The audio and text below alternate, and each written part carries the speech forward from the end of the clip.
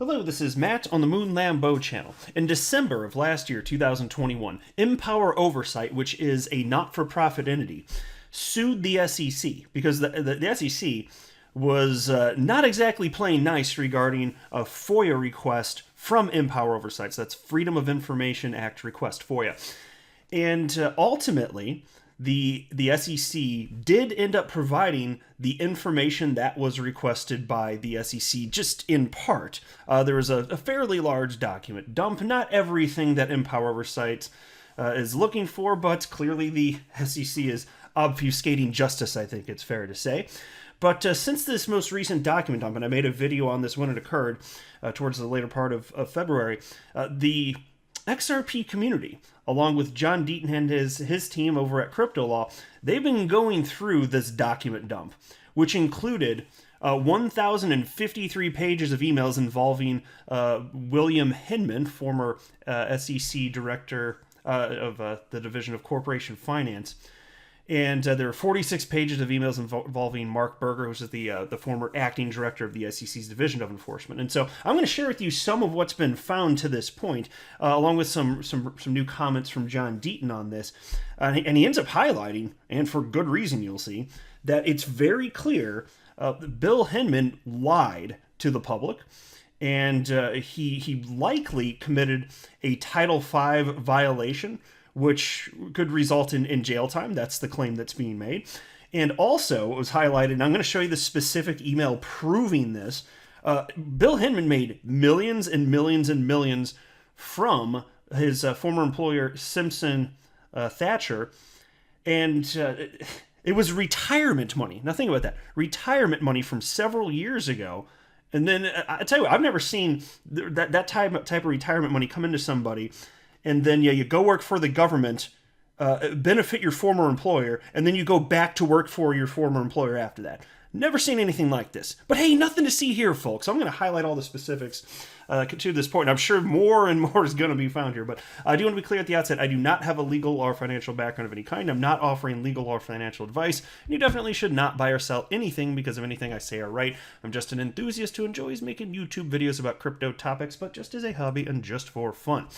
Here's a tweet from attorney John Deaton from just last night.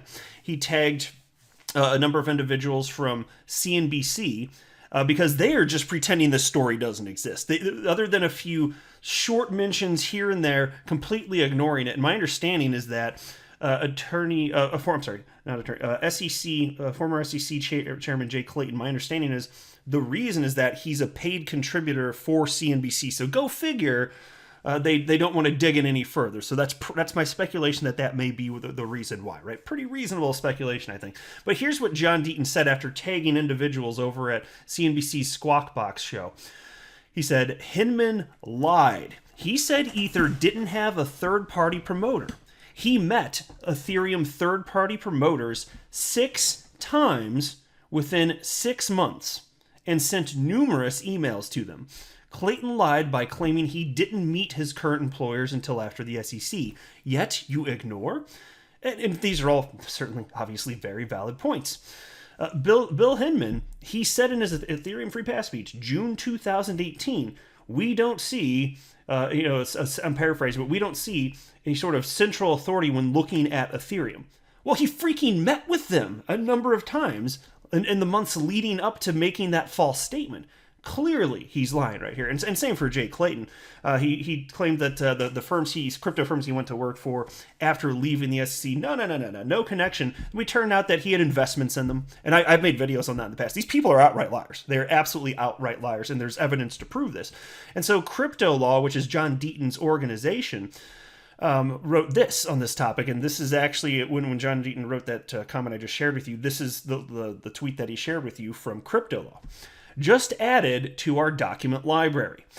Hinman emails, billing records request. In these exchanges, Hinman emails Simpson Thacher on May 12, 2017, asking for billing records, quote, to screen myself off of matters involving former clients, end quote. Billed after May 1st, 2016. Hinman later checks in on the request on June 5th, 2017, saying it is holding up his government paperwork. That is the last email in the series.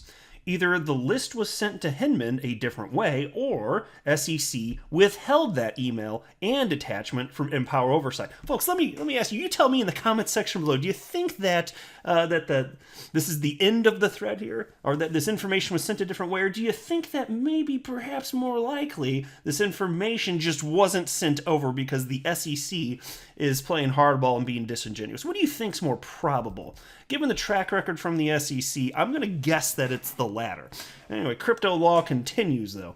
The SEC has fought disclosure of the identities of Hinman's legal clients as part of its general refusal of transparency, the Ripple case discovery phase, as recently as an August 17, 2021 filing. It is unclear from the emails obtained by Empower Oversight when/if Hinman received the client list, or whether he screened himself off from those clients while receiving $15 million plus in payments from Simpson Thacher during the 4 years he served at the SEC. Man, this is dirty looking stuff here. This is seriously, truly dirty looking stuff here.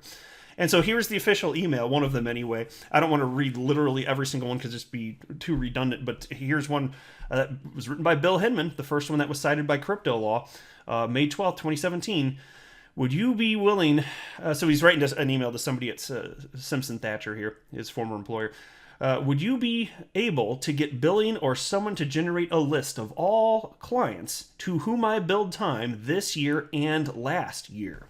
For last year, we can drop anyone before May 1st, 2016. I need this in order to be able to screen myself off of matters involving former clients. Thanks so much.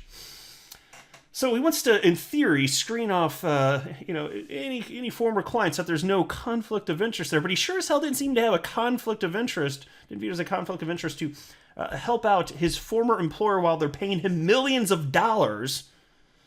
Really grinds my gears, folks. And then there was this, also from Crypto Law, just added to our document library. Hinman emails, Hinman's IRA rollovers. That's individual retirement account rollover. In these emails from February 2018, Hinman presses Simpson Thacher to finish the rollover of his cash balance plan to an IRA because he must pre-clear new investments he'll make. It is unclear from the emails what investments Hinman intended to make in pre-clear in February 2018 with the millions he was going to receive from Simpson Thacher through this payment channel. This was 4 months before the Ethereum speech. So I will say this. Now, I think that Bill Hinman, shady as he may be, he strikes me as somebody who is highly intelligent, rather sharp individual. I just think optics not good. Looks very shady to me. This is just my personal opinion. I'm not claiming outright 100% that he broke the law because there's not quite sufficient evidence, but damn, a lot of smoke. Is there fire? Like tons and tons of smoke. Looks to me like the house might be on fire. But did he actually invest in Ethereum itself? Leading up, I doubt it. I just, that would be so stupid. I don't care. Like, even if you're extremely greedy, okay, fine. There are some people on Earth that would be that ridiculous and actually do that. What it looks like more so to me is that the impropriety is likely what we've already discovered here, which is that there were kickbacks given to him, all these, quote unquote, retirement funds coming his way from his former employer, Simpson Thacher, and that it benefited his former employer with all the market guidance that Billy Hinman put out there with the Ethereum free pass speech. That's what it really looks like to me. So, but still, it's given his history here, what we've uncovered, perfectly reasonable to question where the hell did those investments go? What can we find out? What are we privy to? That's what I'm curious about here. And I bet he never would have guessed that everything that he was doing at the time would have come under this much legal scrutiny. And he's probably nervous about it. And if he is, he probably should be. Because it doesn't look good, folks. It really doesn't look good. But look, if you do stuff, this is why it's best to just not do things that are morally bankrupt. And don't do things that are illegal. Because You don't know to what degree you might be under a microscope for those actions in the future. He didn't know that because there would be a lawsuit against Ripple ultimately claiming that XRP was an unregistered security of Ripple, that all of this would come back to him, and that there would be tens of thousands of people within the XRP community scrutinizing all of the documents. He didn't know that there would be Empower Oversight, a new not-for-profit that was created just last year, digging into this specifically. Getting these documents via a FOIA request. He never would have imagined that this stuff was probable, that this would have occurred. No. But now he's thinking, oh crap, oh gosh, what else you can imagine what must be going through this guy's head, right? And so then there was this, on what I just covered, that portion of what I covered, John Deaton wrote the following. What investments did Hinman plan to make with the millions he received from Enterprise Ethereum Alliance member Simpson Thacher? Were any of those investments connected in any way to Ethereum or Bitcoin? Yeah, and so that's the question. Again, like I said, not that I would expect him to outright purchase any like just Ethereum and then he provides market guidance. That would be too obvious. But are there any investments specifically tied to anything crypto related, specifically with Ethereum and Bitcoin? That maybe. I don't know. I don't think he'd go out and buy Ethereum, but something kind of loosely related where you can connect the dots and be like, oh, yep, there you go. That wouldn't surprise me.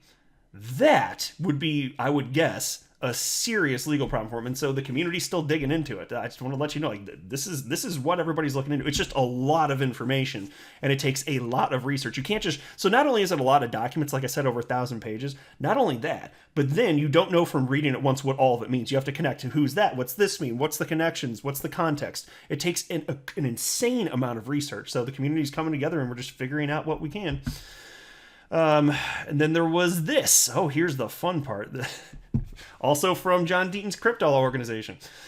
Just added to our document library. Hinman emails $4.68 million in quote-unquote retirement income.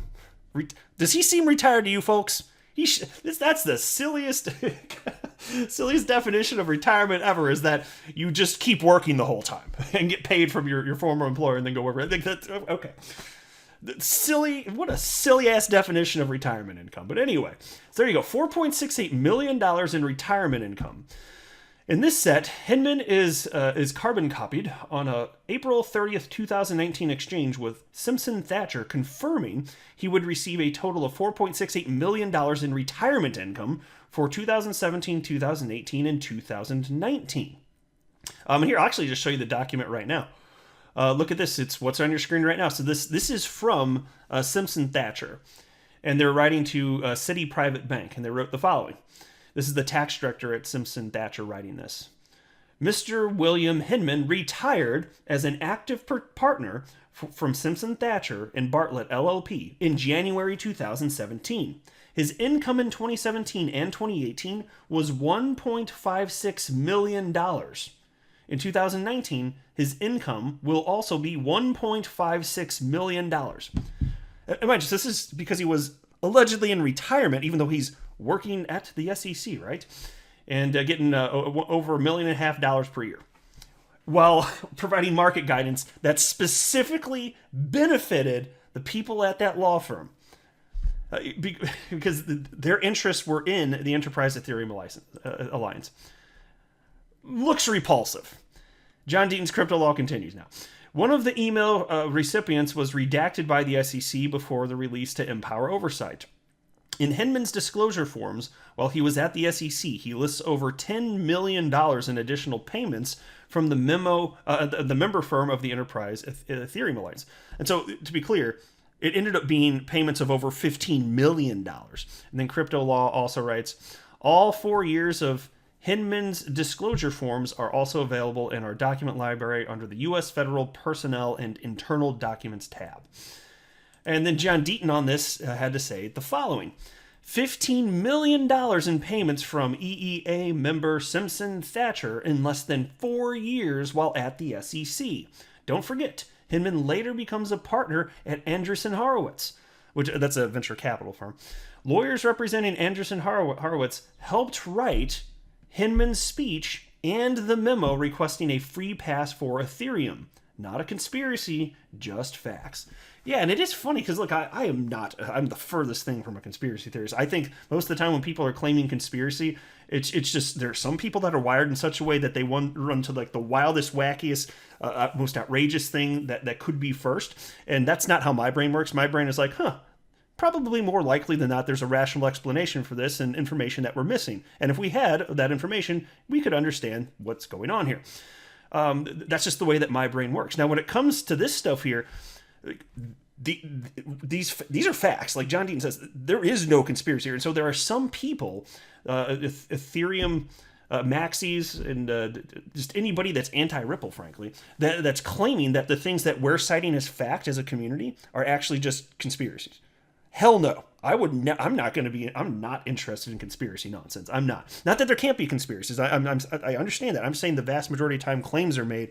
That's been my life experience, that there's actually rational explanations for what's going on. People are just wired differently to receive the same information and then have their brains go in directions of what they think is probable. For me, it's, there's probably a rational explanation, and until I have additional information, I'm not going to think it's the wacky wild thing. For other people, they start with the wacky wild side. Okay, fine. But here, again, these are just facts, folks. Simply, purely facts. And it is what it is. So please let me know what you think below. But this is what we're looking into as a community. This is what's been uncovered at this point. There's going to be a lot more, and there should be more documents coming, I would anticipate, because Empower Oversight's still fighting the SEC for that information. So thankful that the Freedom of Information Act exists. You just have to fight to make sure that it's sufficiently applied, because the SEC doesn't want this information getting out, and that could not be more clear. I'm not a financial advisor. You should not buy or sell anything because of anything I say or write. That would be a very, very, very bad idea. Until next time, to the moon, Lambo.